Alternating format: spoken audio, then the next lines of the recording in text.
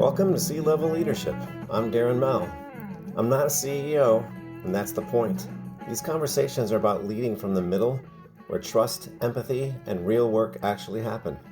Thanks for listening.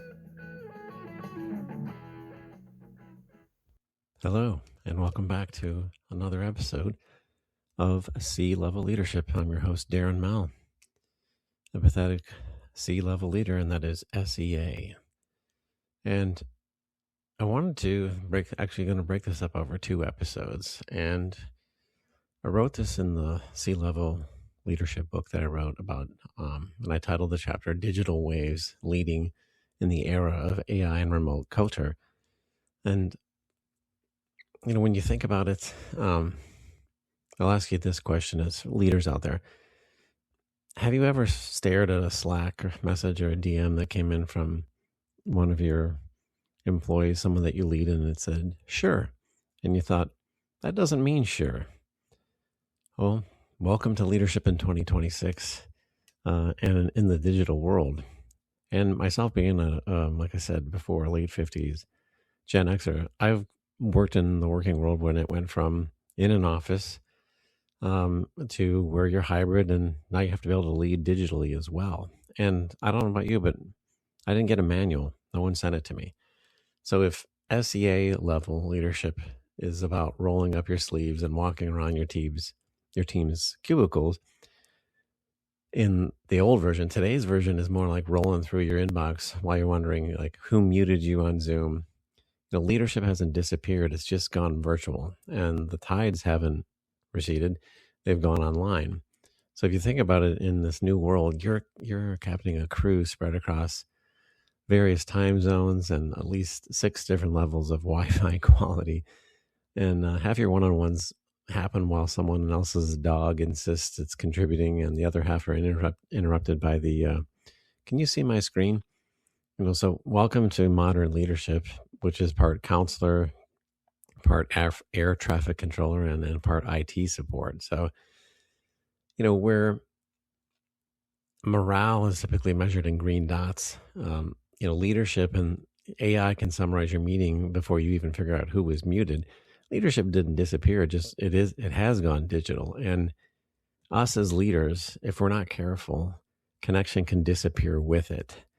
So, when you're leading teams now hybrid, which I do currently, actually 100% remote at this point, but I was hybrid before that. And, you want to try to lead not from the mountaintop or from the corporate tower, but, from the waterline where humans actually live. So what I wanted to cover in a couple episodes here is reading emotional signals through screens, balancing authenticity with AI, and then creating belonging without physical proximity. And I'll tell you just a little story, but back in 2020, I was leading a business development team, or BDR team, that was for the entire North America. So I had some reps in Brazil and kind of scattered all over the place, an office in Florida, an office in California, an office in Texas. And, one of the things that when I got promoted to run not just the team that was in Florida, but run all of the team, I had never worked at home a day in my life. And so I got promoted right around the time when the pandemic hit, and I'm like, okay, here you go. What am I going to do to lead this team digitally? And it was a great experience for me, because I found that I don't care what anybody says. My experience was wonderful. 2.5 years, I hired over, I think, 25 people. And we never even met for 2.5 years, but it was a very close-knit environment. And I could tell, because the first time that we met in person, a lot of people were crying because they really felt that they known each other. And I'm not saying that I did it perfectly, but, if you think about it, comparisons to, for those of you who are leaders now, and maybe you were a leader back when you were in an office all the time, leadership used to mean walking cubicles. Now it means reading the tone in text. The emotion, sort of emotional Morse code of Slack, Teams, and email punctuation makes it where you have to be able to read that. And I think empathy really is now the entry fee to connection. And there's status dots versus what the real morale is. And I think us as leaders have to be cognizant of that fact and be self-aware of that.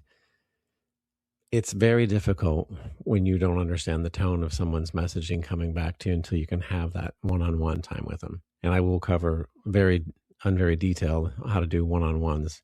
It's just been my experience with that. But asking you as leaders, think about this as you're listening to this. What signals do you rely on now to measure morale? I've said it before that I believe our job is an ongoing morale check-in all the time. You're trying to assess where the head is out of your employee. Are they locked in, or do they need help? How often do you clarify tone instead of assuming it? And are you reacting to words or responding to the person behind them? In a digital world, leadership is less about managing tasks and more about translating humanity through pixels. And that comes back to like AI. I use it, it definitely helps. But you have to also know AI can summarize, it can optimize, it can generate, but it can't care. And efficiency is a gift, but emotional outsourcing is more of a risk. If you use AI to remove barnacles, but you shouldn't use it to replace conversations. This is sort of my frame of thought here. And again, as this being a community of leaders, I'd love to hear from you. But my thought is you use AI to write the summary, use your voice to ask how you're doing. And think about this. Where has AI helped you reclaim leadership time? Where might you be over-relying on automation? And does your communication that you're sending out, does it sound like you? Pick a leadership touch point this week that you would normally automate and make it personal and see what kind of a response you get. And then staying connected while you're apart. That's a tough one. How do you do that? Culture, if you think about it, now it must be it's intentional. And rituals matter more than proximity, and recognition must be loud and specific. Because you're not in the office all the time. Think about this too, is like, what rituals create belonging on your team? Do you even know what they are? And where are you assuming connection instead of building it? And are you celebrating publicly, or are you reacting passively? These are really, I think, key points when you're thinking about how you're going to lead the team. Digital leadership, it isn't about mastering tools, in my opinion. It's about mastering presence inside the tools. And when you think about it, empathy and your ability to show that and connect with your people, empathy, in my opinion, is really the new Wi-Fi password. And if your team feels seen, heard, and valued, even across time zones, you're leading at the human level, at the waterline, also known as sea level. And I think that that's really important. I wanted just to touch on that, and on the next episode, we'll dig a little bit deeper, more around the lines of trust, visibility, and the danger of going quiet and what that can have an effect on your leadership. I'm building this and would love to hear from you. What works, what doesn't work? Do you agree? Do you disagree? Feel free to put comments in the chat. Subscribe if you like what you hear. And we'll talk to you on the next episode. This is Darren Mell, average human being and people leader for over 25 years. Have a good one. This has been C-Level Leadership with Darren Mell, average human being. Thanks for listening.